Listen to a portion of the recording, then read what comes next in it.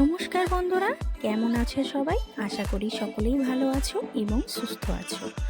বাঁকুড়াতে শুনলাম প্রথম Jio মার্টে shopping mall খুলেছে। গতকাল তাই পৌঁছে গেলাম মধ্যকেন্দ্রারিতে। মেডিসিন থেকে শুরু করে প্রায় ঘরের যাবতীয় গ্রসারি একই ছাদের তলায় রয়েছে। প্রাইস খুব একটা বেশি না, প্রতিটা জিনিসের উপরেই পার্সেন্টেজ রয়েছে। জিও মার্টটি যে জায়গাতে করেছে সেখানে লিটিল হার্ট নামে একটি নার্সিংহোম ছিল। এটা আমার প্রিয় বাঁকুড়াবাসী সকলের কাছে প্রায় জানা। সমস্ত জিনিস এসেছে, সেগুলি গাড়ি থেকে নামিয়ে সব রাখছে এই কর্মচারীরা।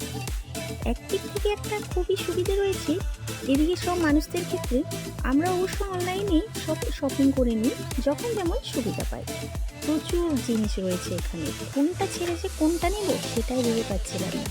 যেহেতু ফার্স্ট টাইম গেছি তাই বুঝতে একটু অসুবিধা হয়েছিল, পরে কিন্তু অতটা হয়নি যেহেতু সব দেখে নিয়েছি। কারণ আগে আমরা যেখানে শপিং করতাম সেটা হলো একটা কনজিউমার, হোলসেল কনজিউমার।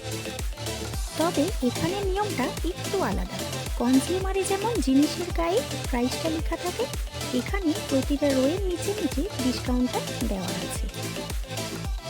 কাঠচুরিডাঙ্গা থেকে সোজা আসতে যে রোডটা সম্মেলনী কলেজের দিকে, সেই রাস্তাতে যেতে ডান হাতে পড়ছে এই জিও মার্টটি। যখন বাড়ি ফিরি তখন প্রায় রাত 10টা।